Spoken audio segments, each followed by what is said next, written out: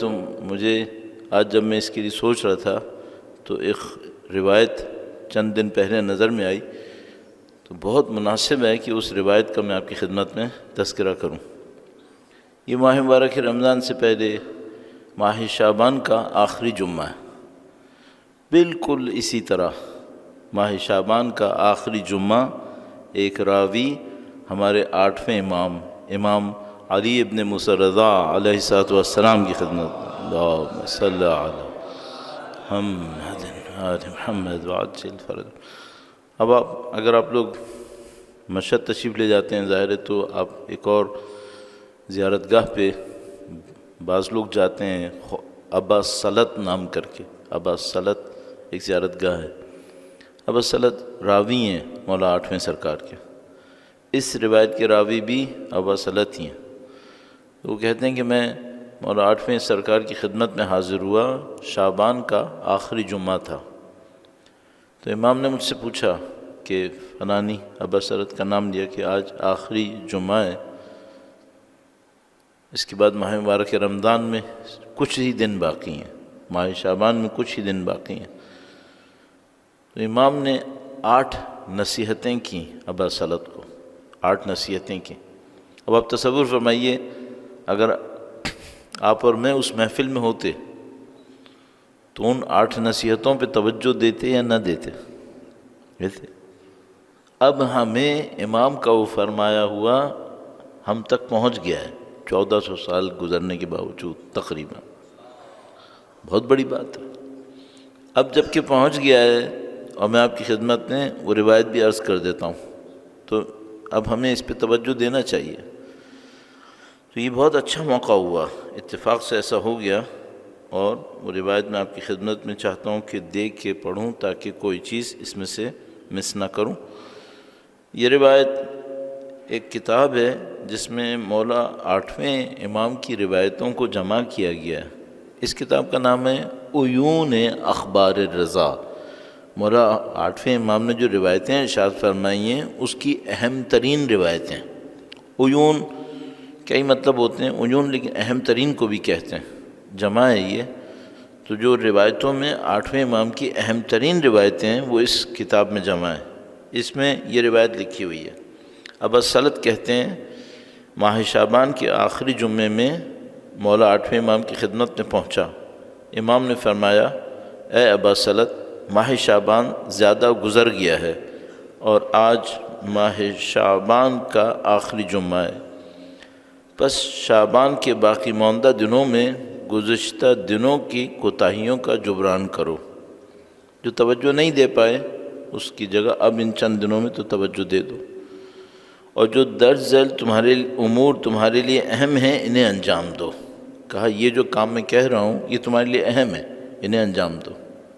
پہلی بات، ان دنوں میں زیادہ دعا کرو، ان دنوں میں زیادہ دعا کرو۔ ابھی کچھ دن پہلے میں ایک روایت دیکھ رہا تھا جس میں اللہ کے نبی نے اسی طرح ماہ شعبان کے آخری دنوں میں آ کر اللہ کے نبی نے بھی ایک خطبہ ارشاد فرمایا۔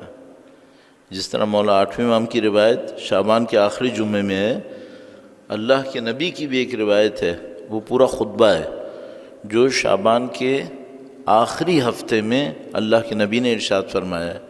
وہ میرے خیال میں اگر میں تخمینہ لگاؤں، اندازہ لگاؤں تو کوئی 24-25 شعبان بنے گی، کیونکہ روایت سے یوں لگتا ہے جیسے ہفتہ بھر باقی تھا، ایک ہفتہ باقی تھا تقریباً۔ تو 24-25 شعبان مجھے لگتا ہے تقریباً بنتی ہے جب اللہ کے نبی نے ارشاد فرمایا۔ اس میں بھی ظاہر ہے کہ بہت اہم باتیں ارشاد فرمائیں اللہ کے نبی نے، اور ایک جگہ پہ جا کے فرمایا فَارْفَعُوا أَيْدِيَكُمْ بِالدُّعَاء۔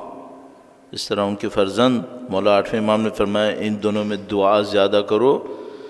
اللہ کے نبی نے یہ فرمایا کہ دعا کرو، پھر یہ تاکید کی فَارْفَعُوا أَيْدِيَكُمْ، اپنے ہاتھوں کو اٹھا کے دعا کرو۔ اب مجھے نہیں معلوم اس میں کیا خاصیت ہوگی، لیکن اللہ کے نبی نے اصرار فرمایا فَارْفَعُوا أَيْدِيَكُمْ۔ ہم لوگ بعض اوقات اس طرح بھی دعا کرتے ہیں، ایسے بعض اوقات ہم لوگ یوں کر کے دعا کرتے ہیں۔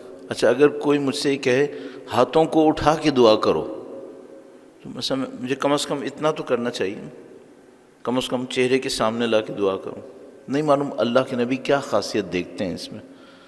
فرما رہے فرفعوا ایدیکم الی الدعاء. ممکن ہے کوئی یہ کہے یہ محاورہ ہے، یعنی دعا کرو، لیکن میں کہہ رہا ہوں کہ میرے لیے کیا برا ہے اگر میں ہاتھوں کو اٹھا کے دعا کر لوں. تو ہر نماز کے بعد کوشش کریں، ہر نماز کے بعد دعا ضرور کریں، اور اس میں ہاتھوں کو تھوڑا سا سامنے رکھ لیں، یہاں سامنے رکھ لیں، اونچا کر لیں، جیسے بھی کریں. ایسا ہو کہ لگے اللہ کے نبی کے حکم پہ عمل کیا. بہت اچھا ہے انسان اپنی زندگی میں کچھ کام کرتا رہے اور اللہ کے نبی سے کہے کہ اے اللہ کے نبی مجھے آپ کا لکھا ہوا مل گیا، میں نے عمل کر دیا. کتنی اچھی بات ہے. کل اللہ کے نبی کے سامنے کھڑے ہو کر یہ جملہ کہہ سکے کوئی. اللہ کے نبی نے ایک عجیب روایت ارشاد فرمائی ہے.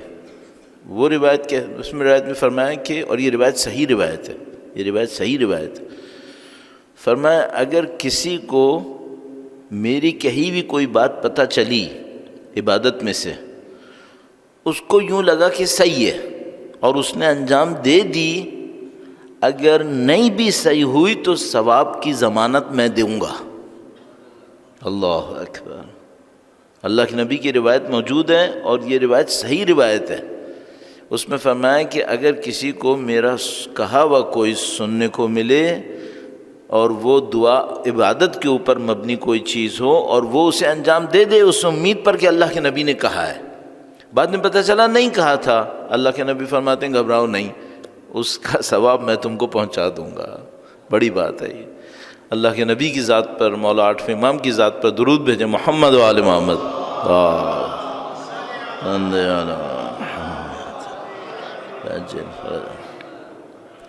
اچھا، یہ جو پوائنٹس ہوتے ہیں ہم لوگ سنتے ہیں آگے بڑھ جاتے ہیں، لیکن اس میں ایک کام کرنا چاہیے. جیسے آپ نے سنا ان دنوں میں دعا زیادہ کرو، اب آپ اپنے دماغ میں یہ طے کریں کہ آپ اپنی دعا کو بڑھائیں گے کیسے، کہاں پہ دعا بڑھائیں گے. اچھا، اگر وہی دعائیں کرتے رہے جو روٹین میں کرتے ہیں تو پھر عمل تو نہیں ہوا، کوئی بڑھانی پڑے گی نا، کیونکہ امام نے کہا ان دنوں میں دعا زیادہ کرو، تو اب کسی جگہ پہ کوئی دعا بڑھانی پڑے گی. اب یہ آپ نے خود طے کرنا ہے کہ کون سی دعا بڑھائیں. تو مثلا میں ایک مشورے کے طور پہ کہہ رہا ہوں کہ ہر نماز کے بعد، جیسے فجر کی نماز پڑھ لی، ظہر اثر پڑھ لی، مغرب عشاء پڑھ لی، 10 مرتبہ یا اللہ بول کے دعا کریں. 10 مرتبہ کیا یا اللہ یا اللہ یا اللہ، اللہ کو پکار کے دعا کرنا. یہ جو 10 مرتبہ آپ بڑھائیں، یہ سوچ کے بڑھائیے کہ اللہ کے نبی نے کہا تھا دعا زیادہ کرو، میں نے خدا کو پکارنا بڑھا دیا.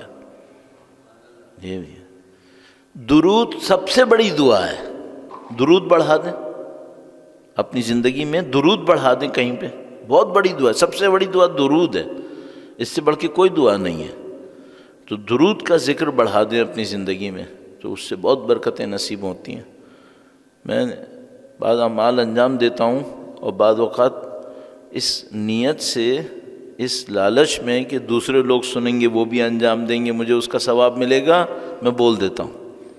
پھر بعد میں اندر سے ڈرتا ہوں کہ میں نے ریاکاری نہ کر دی ہو، کہ بھئی میں نے جو عمل خود کر رہا تھا وہ میں نے بتا دیا. پھر میں ڈرتا ہوں کہ نہیں، ریاکاری کا ایک ڈر ہے، لیکن کوئی عمل انجام دے گا اس کا ثواب یقینی ہے. تو ڈر کی بنیاد پہ یقین کو نہیں چھوڑنا چاہیے.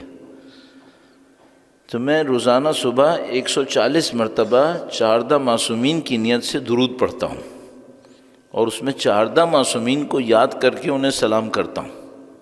بھئی میں کس لیے کر رہا ہوں؟ یہ اس لیے کر رہا ہوں کہ کل جب میدان حشر میں پہنچوں، بلکہ میدان حشر بہت دور کی بات ہے، کل جب میں مرنے لگوں اور برزخ میں جانے لگوں تو اہل بیت جانتے ہوں کہ میں ہر روز سلام کرتا تھا، میرے سلام کی قیمت بڑھ جائے. تو یہ میں اس لیے کرتا ہوں. تو میں آپ کی خدمت میں بھی عرض کروں گا، جب کہ نبی نے، اللہ کے نبی نے فرمایا ہاتھوں کو دعا کے لیے بلند کرو، اور ان کے فرزند نے فرمایا ان دنوں میں دعا زیادہ کرو، آپ درود بڑھا دیں. اب آپ بولے نہیں، میں 140 مرتبہ صبح کو نہیں کر سکتا، میں تو جاب لیس آدمی ہوں بیٹھا ہوں.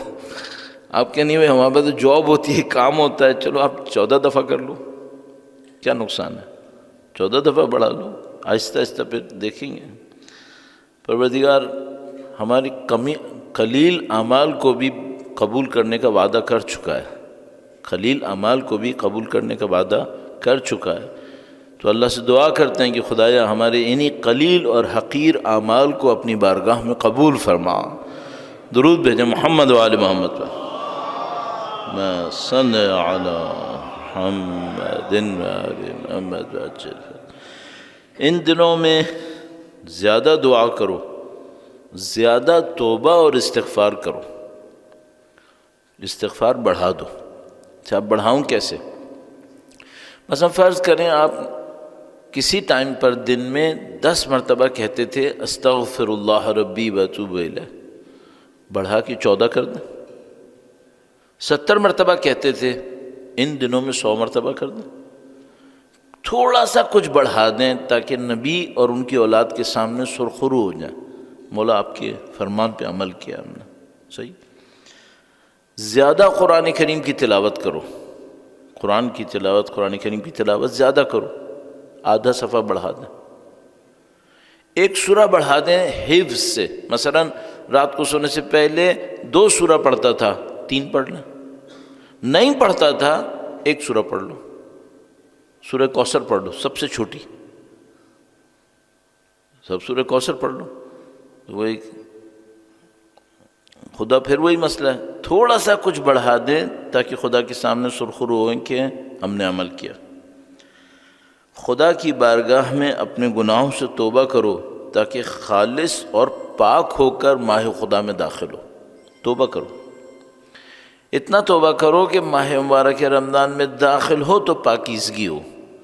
اچھا ماہ رمضان میں پاکیزگی کیوں چاہیے؟ پاکیزگی تو ہمیشہ چاہیے ہوتی ہے، خاص کر ماہ مبارک رمضان میں کیوں چاہیے؟ یہ بالکل ایسے ہی ہے جیسے فرض کریں خدا کی طرف سے کوئی نعمت برس رہی ہے زمین پہ، لیکن اس نے گندی جگہ پہ نہیں برسنا ہے، اچھی جگہ پہ ہی برسنا ہے۔ اگر میں پاکیزہ ہوا تو یہ نعمت میرے اوپر آئے گی۔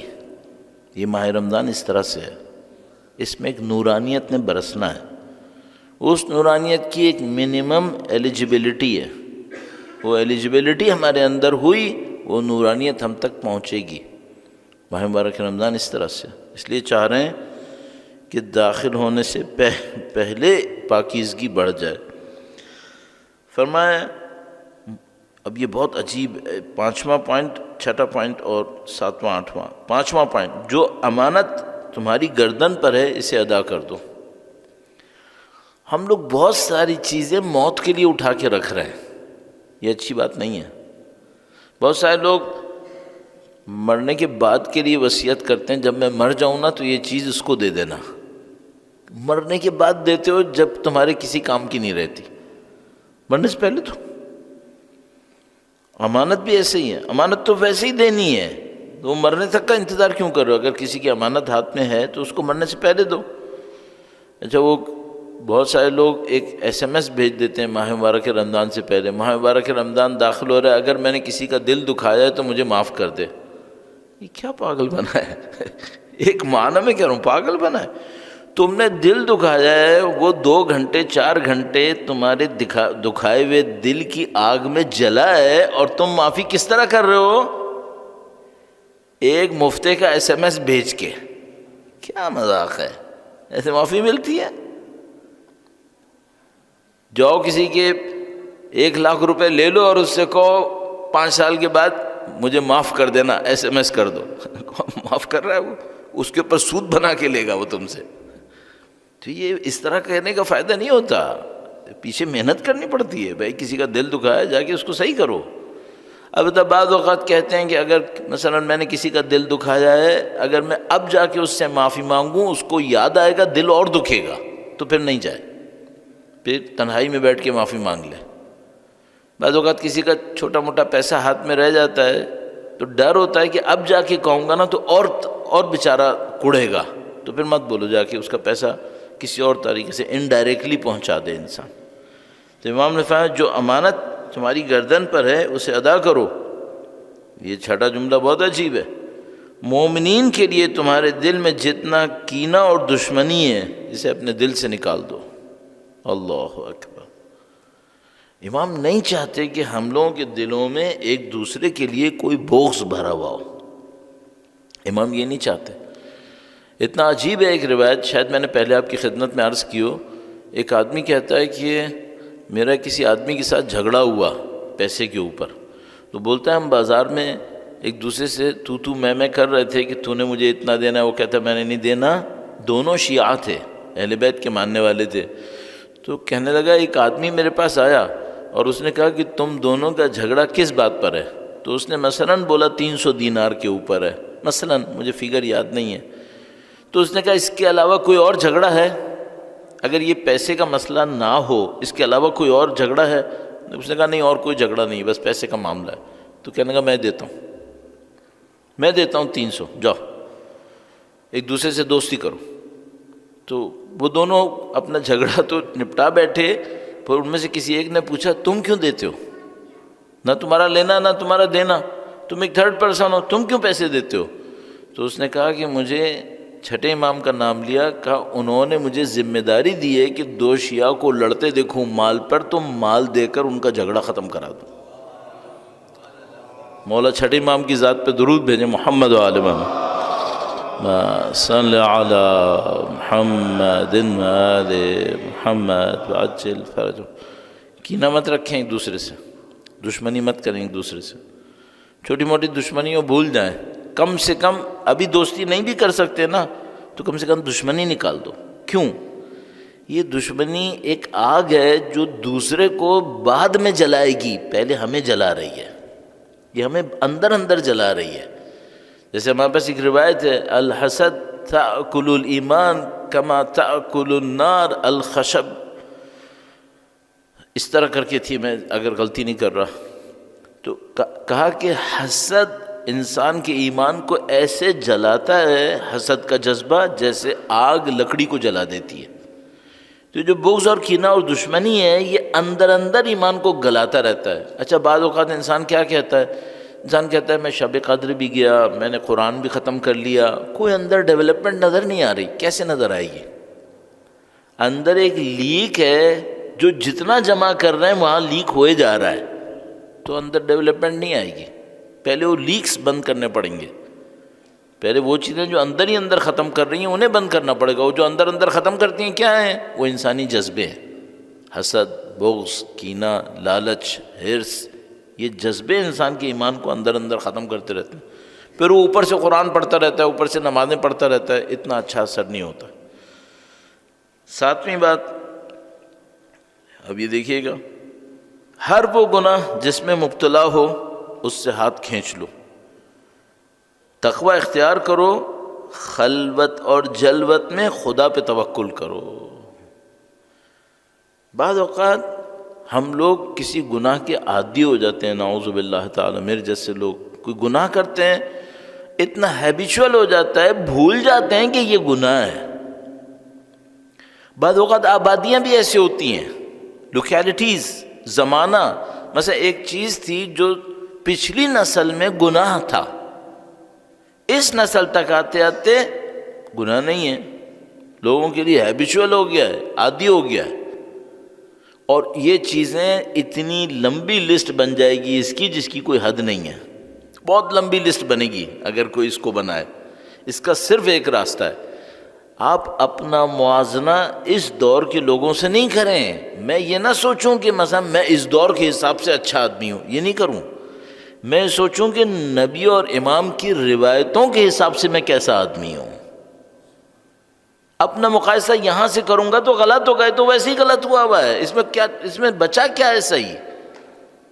تو آوے کا آوا بگڑا ہوا ہے پہلے سے۔ اب میں آؤں موازنہ کروں میں یہاں کے حساب سے، وہ اردو میں ایک محاورہ کہتے ہیں، اندھوں میں کانا راجا، یعنی سب اندھے ہوں، ایک آدمی کی ایک آنکھ خراب ہو، کانا ہے، تو ابھی وہ کیا بولے گا؟ میں بادشاہ ہوں، باقی سب اندھے ہیں۔ تو یہاں ہم لوگ تقوی کے کانے اپنے آپ کو تقوی کا بادشاہ سمجھ رہے ہیں، تقوی کے لنگڑے اپنے آپ کو سمجھ رہے ہیں جیسے میں بہت دوڑنے والا آدمی ہوں۔ ہم صاف بات یہ ہے کہ ایسا ہے نہیں۔ ایک آدھ کوئی اچھی بات ہمیں پتہ ہے تو ہم سمجھ رہے ہیں ہم بہت کچھ ہے، ایسا نہیں ہے۔ موازنہ کس سے کرنا چاہیے؟ موازنہ کرو روایتوں سے، اس لیے میں کہتا ہوں روایتیں بہت پڑھیں، روایتیں بہت پڑھیں۔ میں بھی اتنا کامیاب نہ انسان نہیں ہوں، لیکن کوشش کرتا ہوں روایتیں پڑھتا رہوں، کیونکہ ابھی آپ مثلا جائیں گے کہیں پر، لوگ آپ کو کہیں گے واہ واہ ماشاء اللہ بڑا دیندار آدمی ہے، آپ بھی کہیں گے ہاں دیندار ہوں گا تو ابھی تو کہہ رہا ہے۔ نہیں، یہاں کلچر بگڑی ہوئی ہے، یہاں کلچر بہت خراب ہوا ہے۔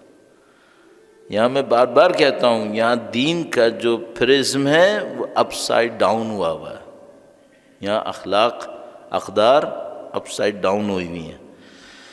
اس پہ انحصار کرنا بہت بڑی حماقت ہے۔ اس کے بعد امام نے آخری نصیحت یہ فرمائی، ان باقی دنوں میں یہ ذکر بہت زیادہ کرو، یہ ذکر اللہم ان لم تکن غفرت لنا فیما مضی من شعبان، اے خدایا اگر تو نے ماہ شعبان کے اب تک کے دنوں میں ہمیں معاف نہیں کیا، فاغفر لنا فیما بقی منہ، تو ان باقی دنوں میں ہمیں معاف کر دے۔ درود بھیجیں محمد و آل محمد، صلی علی محمد و آل محمد وعجل فرج۔ یہ وہ روایت تھی جو حضرت ابا سلط نے مولا آٹھویں امام سے بیان کی۔ میں نے عرض کیا اللہ کے نبی نے بھی ماہ شعبان میں ایک خطبہ ارشاد فرمایا تھا، آپ کبھی نیٹ پہ بھی اس کو سرچ کریں آپ کو فوراً مل جائے گا، اس کا نام ہے خطبہ شعبانیہ۔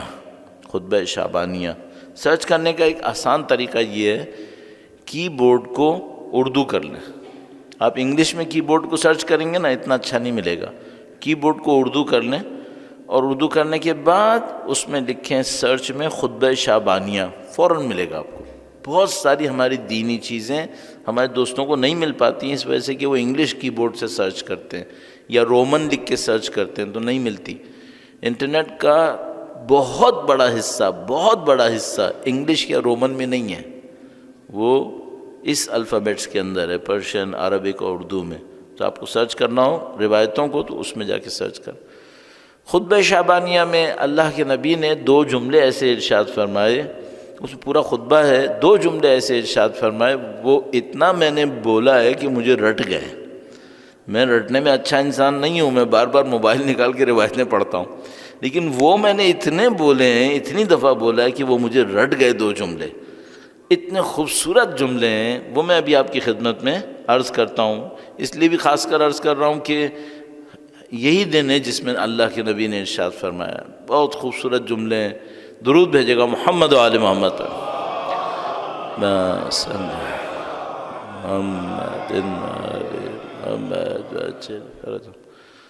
اللہ کے نبی نے خطبے کے آخر میں تقریباً لے جا کر فرفعوا والے جملے سے پہلے، جب کہا فرفعوا ایدیکم بالدعاء، اس سے پہلے یہ فرمایا، ان انفسکم مرہونۃ باعمالکم ففکوها باستغفارکم۔ میں آپ سے ایک سوال پوچھتا ہوں، کیا اللہ کے نبی مبالغہ آرائی کرتے ہیں؟ نہیں، ان کی شان بہت بلند ہے، مبالغہ آرائی کیوں کریں گے؟ کیا نعوذ باللہ اللہ کے نبی کے کلام کو نعوذ باللہ شاعری کہہ سکتا ہوں؟ نہیں ہو سکتا۔ ما ینطق عن الہوی ان ہوا الا وحی یوحی، وہ اپنی ہوا و حوث سے نہیں بولتے، جو کہتے ہیں اللہ کی طرف سے بولتے ہیں۔ صحیح۔ اب اللہ کے نبی نے ایک جملہ ارشاد فرمایا جو ہمیں اور آپ کو آنکھوں سے نظر نہیں آ رہا ہے، لیکن اللہ کے نبی نے فرمایا، انہوں نے کیا فرمایا؟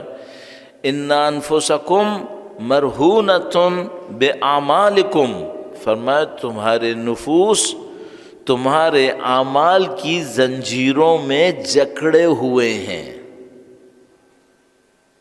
صحیح ہے۔